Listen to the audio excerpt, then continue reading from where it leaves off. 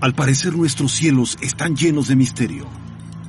Objetos voladores no identificados, investigados por agencias de gobierno por todo el mundo, durante décadas. El mismo gobierno, en ocasiones, ha promovido la existencia de extraterrestres. Por primera vez, hemos reunido evidencias y reportes de todo el mundo. La gente, la sociedad, tiene el derecho de saber esta información. Expertos científicamente entrenados explican que cada evidencia tiene una explicación científica. Es muy fácil confundir lo que creemos que vemos con lo que realmente vimos. Pero hay quienes siguen desafiando a la realidad. Me encantaría saber qué fue, porque hasta el día de hoy no lo sé. ¿Alguien sabe qué son estos fenómenos? ¿Nuestros gobiernos saben más allá de lo que nos revelan? Las respuestas pueden estar en las historias de las invasiones al planeta Tierra. Aviones caza lidian con el misterio que aparece en el radar. Durante la noche, más de 20 objetos son detectados viajando vertiginosamente a través del sureste de Brasil. Los controladores aéreos reportan objetos que maniobran a alta velocidad. Los pilotos se acercan para dar un vistazo. Durante 4 o 5 horas el cielo se llenó de ovnis. Y por primera vez, los comandantes brasileños declaran que los ovnis invadieron su espacio aéreo y no pueden explicar quién o qué podría ser. Mayo 19 de 1986, Sao Paulo, Brasil.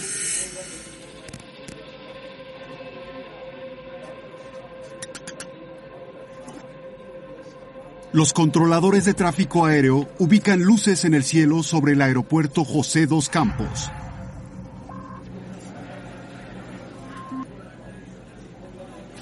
De manera alarmante, no pueden identificar su origen. Alertan a los controladores militares de Brasilia. Ellos también detectaron objetos no identificados en su espacio aéreo.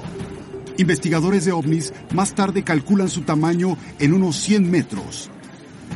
Sin alguna aeronave conocida cerca, la Fuerza Aérea declara estado de alerta máxima. Los puntos aparecían en la pantalla. Por más de 4 o 5 horas, el cielo estuvo lleno de ovnis.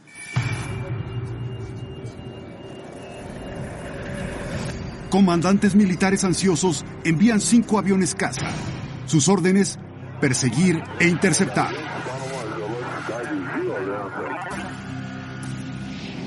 El capitán Márcio Brizola Jordao iba piloteando uno de esos aviones. Es exmilitar y piloto comercial con más de 5,000 horas de vuelo.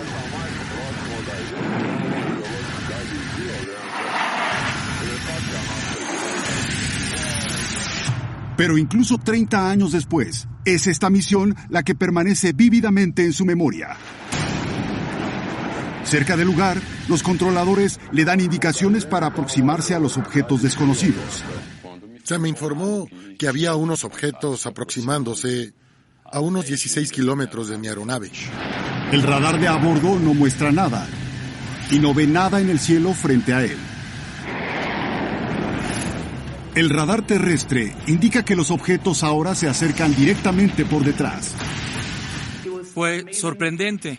Eran 13 ovnis, 7 en el lado izquierdo y 6 en el lado derecho. Mientras los objetos se aproximan en el radar, Jordao maniobra su aeronave pero no logra contacto visual.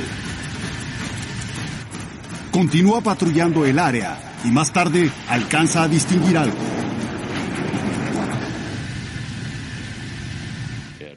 Vi una luz roja. Parecía la luz de advertencia de un edificio. Los controladores en tierra confirman que también detectan un objeto y ordenan perseguirlo. Pero Jordao es incapaz de interceptarlo. Me dirigía hacia el objetivo. Se alejaba de mí a la misma velocidad.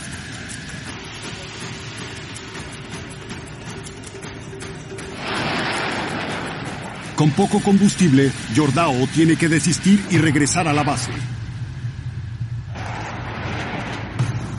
Otro de los aviones enviados esa noche también reporta avistamiento.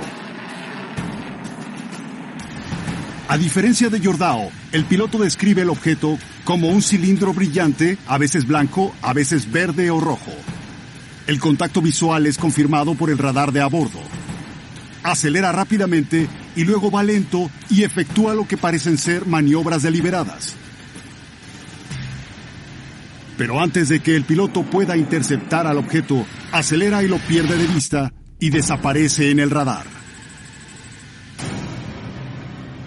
Después del incidente, los pilotos regresan a la base sin saber que algunos detalles se filtraron a la prensa.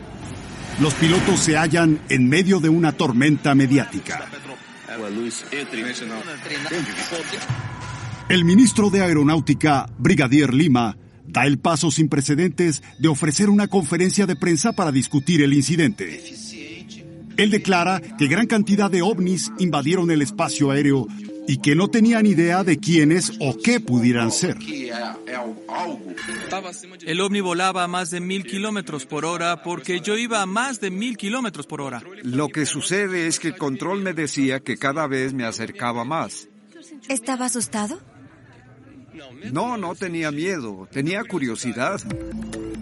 Los desconcertados comandantes militares prometieron una investigación exhaustiva, pero los resultados fueron clasificados inmediatamente. Durante 20 años, al público se le niega una explicación oficial. El gobierno prometió a la sociedad hacer un reporte de lo sucedido, pero nunca lo hicieron. Fue altamente secreto, muy secreto, porque no sabían qué era. El incidente se conocería como la noche oficial de los ovnis.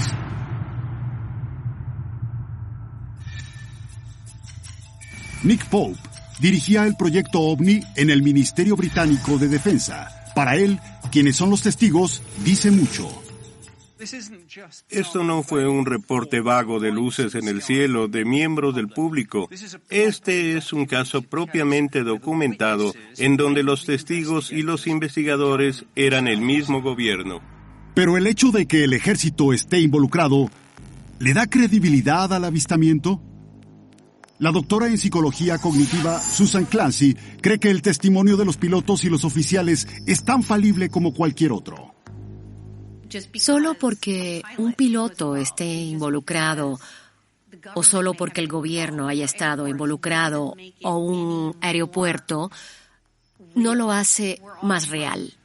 Todos somos propensos a distorsionar la percepción por la falibilidad de la memoria y a confundir la realidad con la fantasía. Es una señal del ser humano. Estamos predispuestos a distorsionar cosas en el sentido de lo que nos da miedo o lo que esperamos o lo que queremos.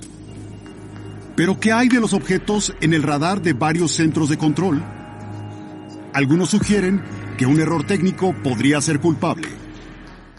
Una de las cosas interesantes sobre los avistamientos es que 2 radares terrestres en diferentes lugares detectaron los objetos. Esto elimina la posibilidad de que haya sido una falla técnica en alguno de los equipos. Entonces, ¿qué podría explicar los avistamientos verificados tanto por los radares terrestres y de a bordo? Una teoría es el extraño fenómeno atmosférico conocido como bola relámpago. Las bolas relámpagos son un fenómeno científico poco entendido. Sabemos que tiene que ver con las tormentas eléctricas e involucra una especie de descarga de luz. Y tal descarga de luz forma una estructura globular o de bola. Incluso en las mejores circunstancias, la bola relámpago es un extraño acontecimiento. Estas imágenes de aficionados sobre el fenómeno fueron filmadas en las afueras de Lyons, Colorado. Tenemos buena evidencia visual de bolas relámpago, pero no hemos podido reproducirla adecuadamente en el laboratorio. Aunque las bolas de relámpago son increíblemente raras y poco vistas, los expertos concuerdan en las condiciones requeridas para crearlas.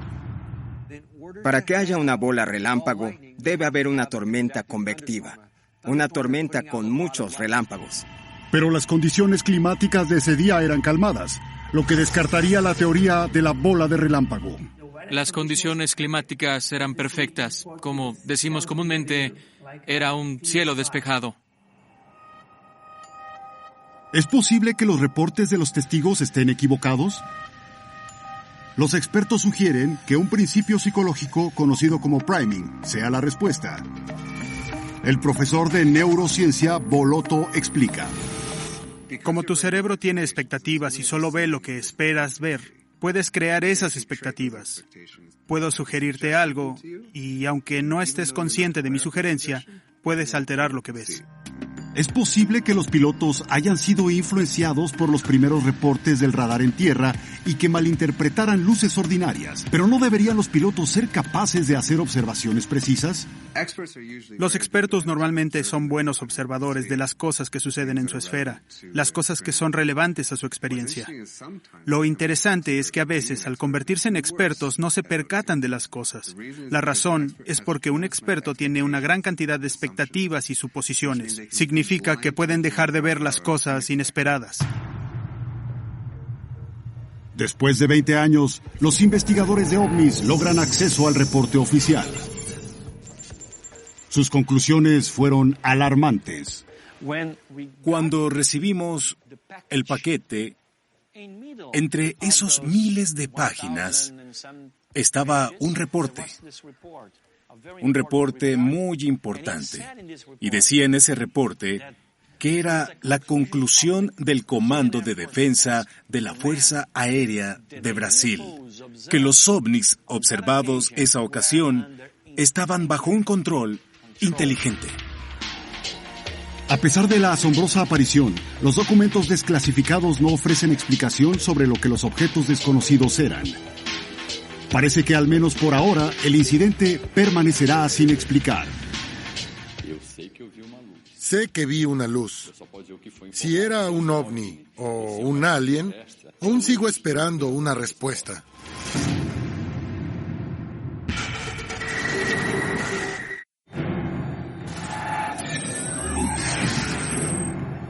Formaciones de orbes brillantes son uno de los avistamientos masivos más grandes del mundo. Algo extraño sucede en el cielo de Arizona.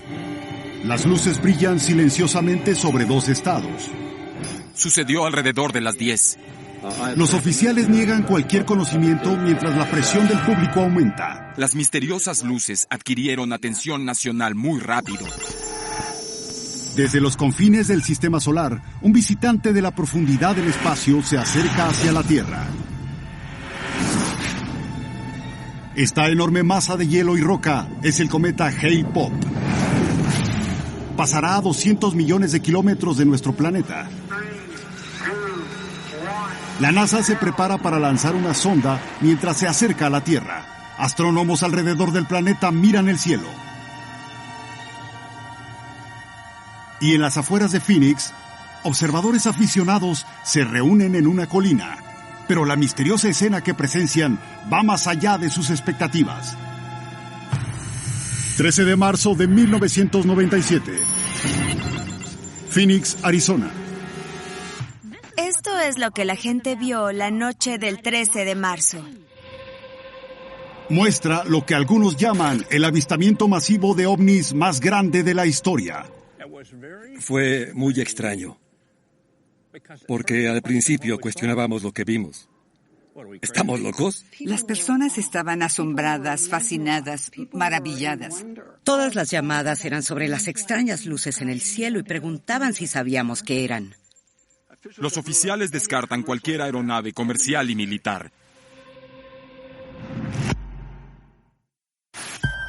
Gracias al paso de Hale-Bopp, mucha gente estaba viendo el cielo.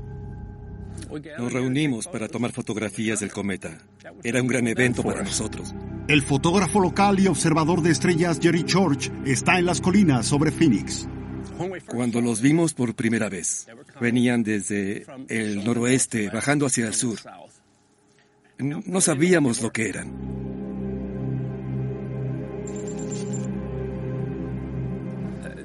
Las luces se movían hacia el sur lentamente y parecían ir en línea recta hasta que al mirarlas bien parecían ser en forma de V. Greg también fue testigo de los ovnis, pero solo aparecerá en cámara con su identidad oculta. He volado por 30 y tantos años y no puedo descifrar qué es esto. Trabaja para un contratista de la defensa y fue piloto militar y comercial. Teme que hablar abiertamente ponga en juego su carrera. En la tarde del incidente, Greg y su esposa iban conduciendo a casa. Mi esposa iba conduciendo, así que solo me relajaba en el asiento del pasajero.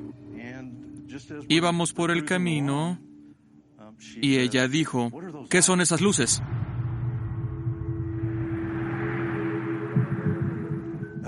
Miré hacia arriba por el parabrisas y vi una formación de luces en forma de V. Pensé que eran aviones caza de la base Luke. Y mientras lo decía, me di cuenta de que no eran aviones porque yo volé aviones en Luke y no volarían en formación de V. Y mientras observaba mejor, no veía luces de navegación o anticolisión y parecían ir muy lento. Ella se estacionó al lado del camino en un área bastante oscura. Me paré junto al auto y cuando pasaron sobre nosotros, me di cuenta de que no oía nada, no hacían ruido.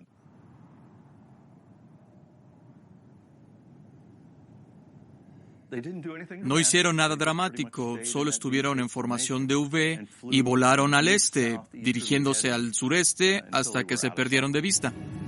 Sin conocimiento de Greg o su esposa, otras personas en Arizona y Nevada también presenciaron luces misteriosas con 1 hora o 2 de diferencia.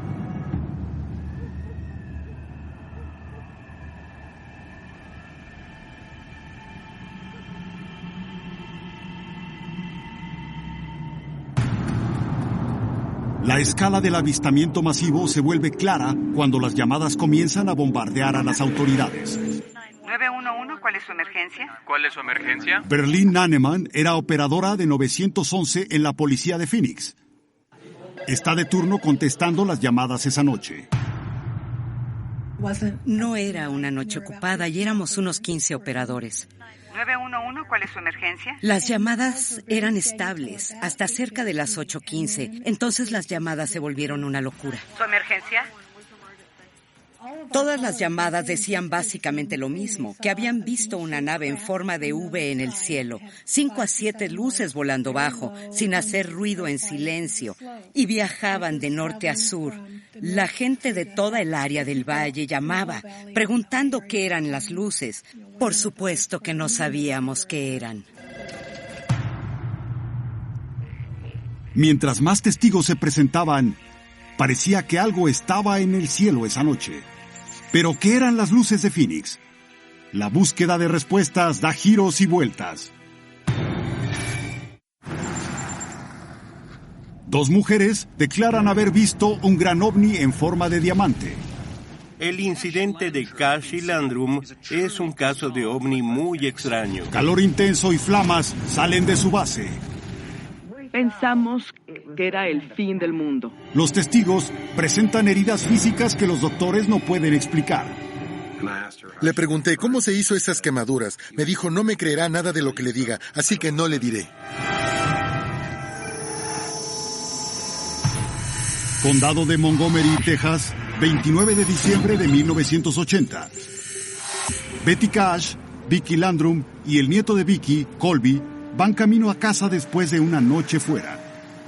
Estas mujeres son de educación religiosa y conservadora. Mientras venían por la carretera, no se percatan de la aterradora experiencia que les espera adelante.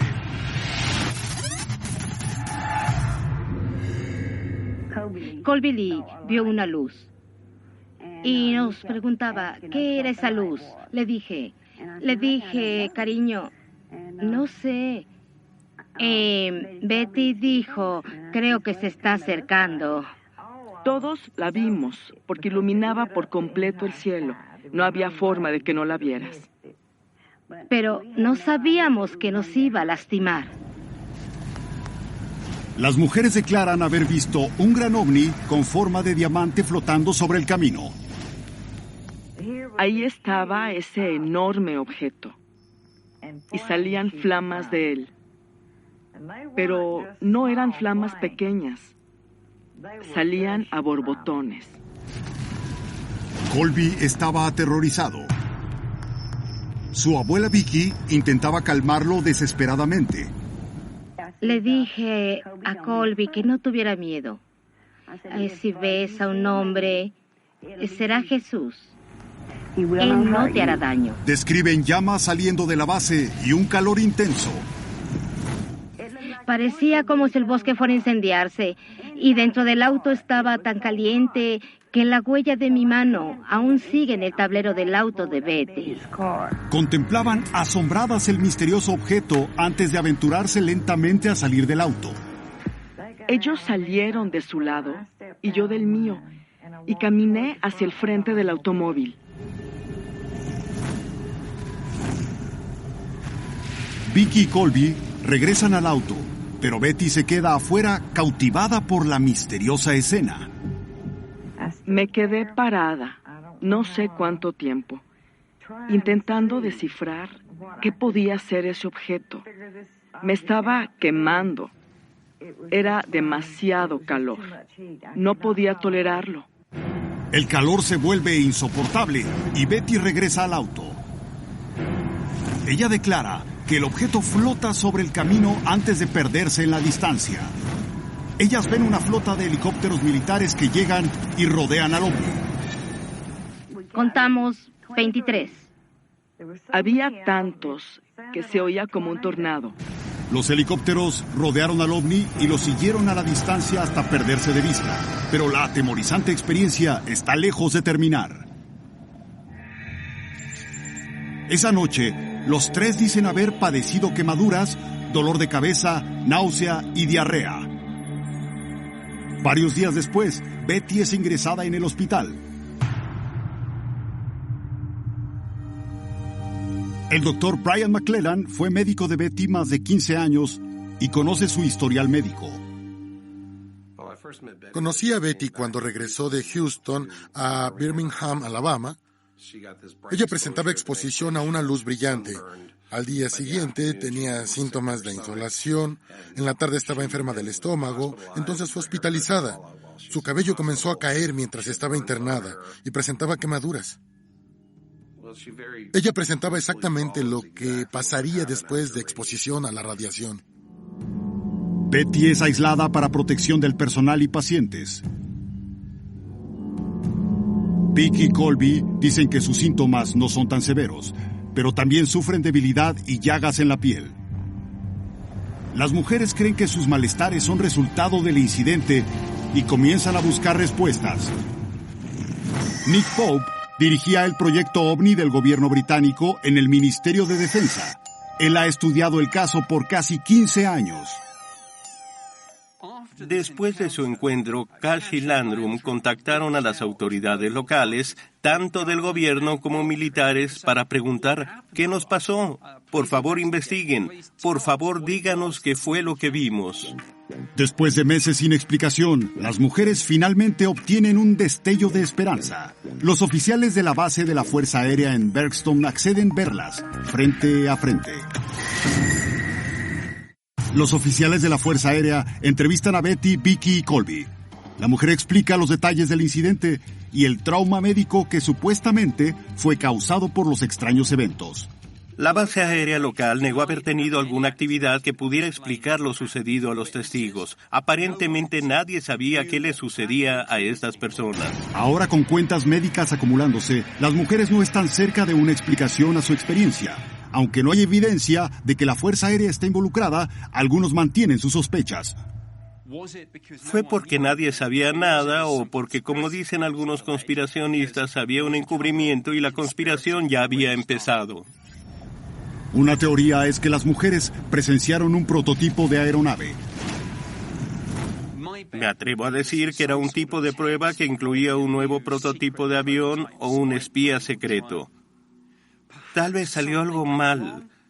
Tal vez tenía una fuente de poder que no estaba debidamente sellada. Si hay encubrimiento, es poco probable que haya aliens. Es más probable que sea un proyecto oscuro de tecnología terrestre. Pero la proximidad a áreas pobladas arroja dudas sobre esa teoría. Las pruebas militares se realizan en lugares amplios y vacíos, lejos para no dañar y evitar las miradas indeseadas. Chris Pocock, periodista de la defensa, explica. Las pruebas a aeronaves secretas normalmente son llevadas a cabo en lugares lejanos, no solo por guardar sus secretos, sino porque el espacio aéreo reservado para esas tareas no puede ser sobre áreas pobladas. En Estados Unidos hay grandes áreas de espacio aéreo militar controlado, en Nevada y Texas en particular. No lo harían sobre una ciudad grande. Mientras la salud de Betty continúa deteriorándose, los doctores luchan por diagnosticarla. El doctor McClellan cree que algún tipo de envenenamiento por radiación puede ser la causa. Hice una biopsia en su brazo y el diagnóstico fue dermatitis por radiación. ¿Podría ser la radiación la causa de los síntomas de Betty? Jim Thurston es especialista en radiación.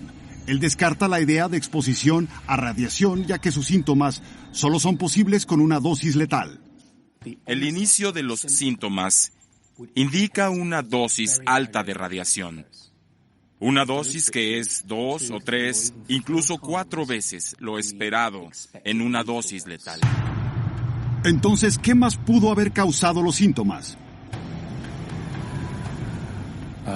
Un asunto particular que tengo con estos síntomas es que algunos podrían atribuirse a un agente químico más que a la exposición a la radiación. La prueba para determinar los niveles de exposición a la radiación nunca se efectuó durante la hospitalización de Betty. Escépticos notan que un reporte médico previo al incidente no ha sido entregado. Sin él, es imposible verificar la causa de los síntomas. Algunos sugieren que el incidente haya sido un engaño elaborado. Pero Betty y Vicky están convencidas de que vieron algo extraordinario. La mayoría de la gente son testigos honestos y sinceros. Son gente normal que reporta cosas extraordinarias. Ellas no mienten, no están engañándonos y son muy sinceras, y es muy fácil dejarse llevar. Cuando la gente ve cosas y más tarde describe lo que vio, está reconstruyendo. No te están diciendo lo que vieron. Te están diciendo lo que recuerdan que vieron y cómo recuerdan lo que vieron.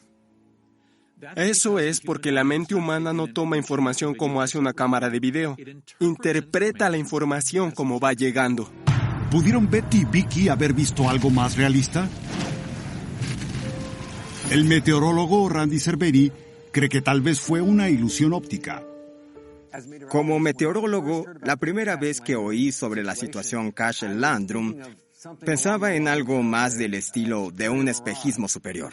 El resultado de la luz pasando a través de varias densidades de aire en ocasiones puede ser enfocado en el cielo para crear lo que llamamos un espejismo superior. Entonces, las luces en la superficie pueden ser proyectadas en el cielo. ¿Pero cuál pudo ser la fuente de tales luces? A unos 50 kilómetros del incidente se encuentra una de las más grandes plantas químicas petroleras. Rutinariamente queman gases de desecho en un proceso conocido como flaring. Las columnas en llamas pueden alcanzar cientos de metros en el aire. ¿Podrían estas flamas explicar los avistamientos? Las luces de la planta petroquímica pudieron haber sido transformadas en la atmósfera también. Así que tal vez una persona en la planta no vea nada inusual acerca de las luces, pero alguien a kilómetros de distancia pudo ver el espejismo superior, que es más grande de lo que era en realidad. Creo que la idea de que haya estado esa planta petroquímica cerca es una de las explicaciones más lógicas para lo que fueron estas luces en particular.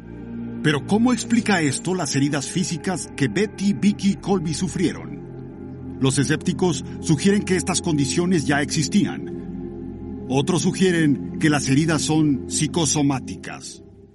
La mente humana es muy poderosa. Y es bien sabido que, con el efecto placebo, si tomas algo que piensas que te va a hacer sentir mejor, frecuentemente puedes curarte a ti mismo. También funciona al revés. Si yo te doy algo y tú piensas que te va a enfermar, realmente puedes enfermarte físicamente. Si piensan que fueron expuestas a algo que es dañino, pueden desarrollar una reacción con erupciones en el cuerpo, dolores de cabeza e incluso vómito.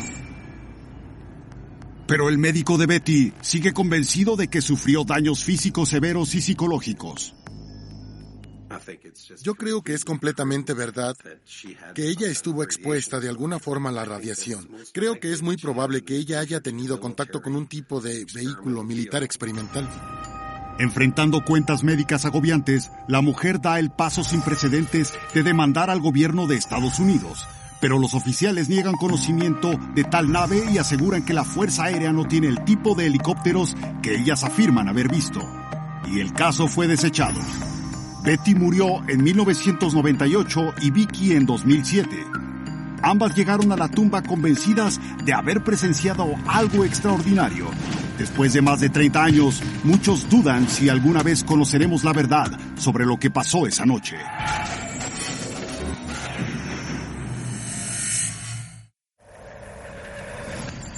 Miles de testigos afirman haber visto luces misteriosas pasar sobre sus cabezas. Algunos las describen como un objeto con forma de boomerang gigante, otros como una cadena de esferas flotando en el cielo. Uno de los testigos, la doctora Lynn Kitay, logra filmar las luces desde su casa en la montaña.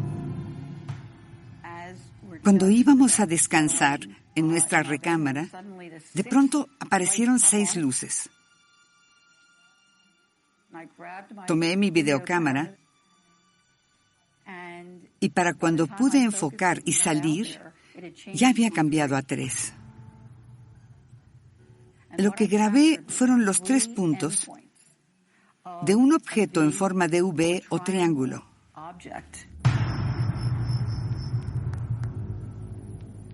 Mucha gente también vio exactamente el mismo fenómeno, flotando sobre sus cabezas, a unos 50 kilómetros por hora en completo silencio. Los oficiales no ofrecen alguna explicación y la presión pública aumenta. Los oficiales han descartado que haya sido una aeronave comercial o militar. La vicealcalde Frances Emma Barwood es la primera en hacer preguntas en el gobierno. Hacerlo afectaría su vida profundamente. Yo era empleada del ayuntamiento del 2º distrito. Había 160,000 personas en mi distrito y sentía que mi trabajo era representarlas y escucharlas. Frances habla en la siguiente reunión del ayuntamiento en la ciudad de Phoenix. Durante la reunión llegó mi turno y dije, ¿podemos encontrar lo que haya sido que voló sobre Arizona?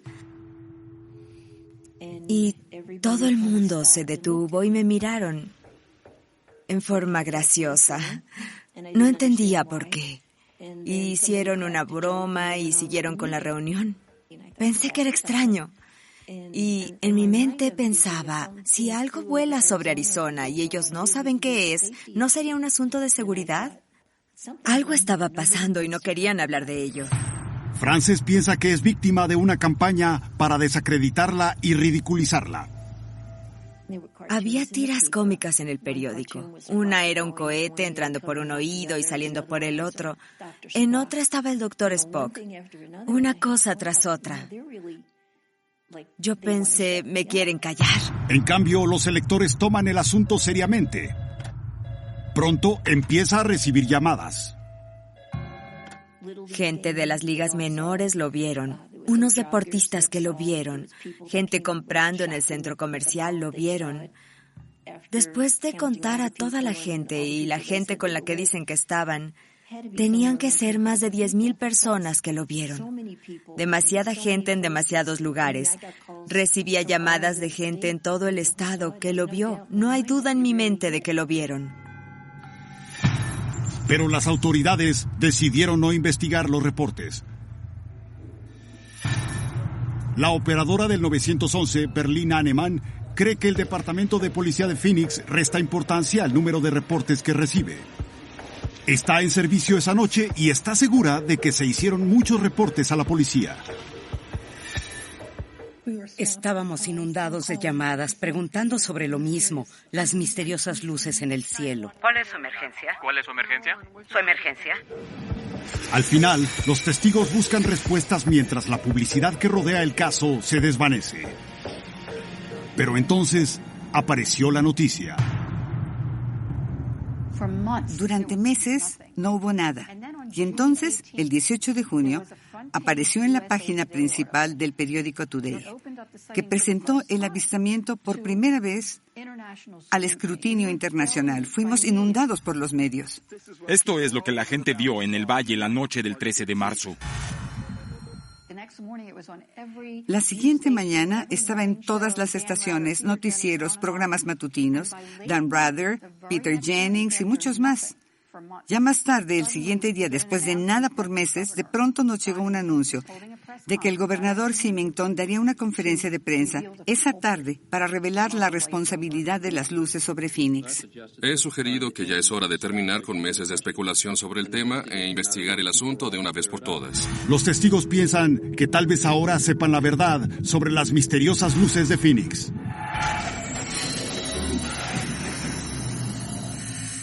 Siguiendo el avistamiento masivo y con la presión pública aumentando, el gobernador de Arizona, Five Symington, llama a una conferencia para revelar la verdad sobre las luces en Phoenix. Y ahora le pediré al oficial Stein y sus colegas que escolten al acusado a la habitación para que todos podamos saber de su participación. Y fue desconcertante cuando sus asistentes traen al tipo con la cabeza de alien gigante y hace de todo una burla. Que no se me acerque mucho, por favor. Esto es para que vean que lo toman muy en serio. La broma publicada enfurece a los testigos y lanzan acusaciones sobre un encubrimiento del gobierno. Todo el mundo pensó, ¿cómo pudo hacer eso? Eso no es gracioso, esta gente es seria. Querían saber de qué se trataba. Al finalizar el avistamiento masivo, surgen muchas explicaciones.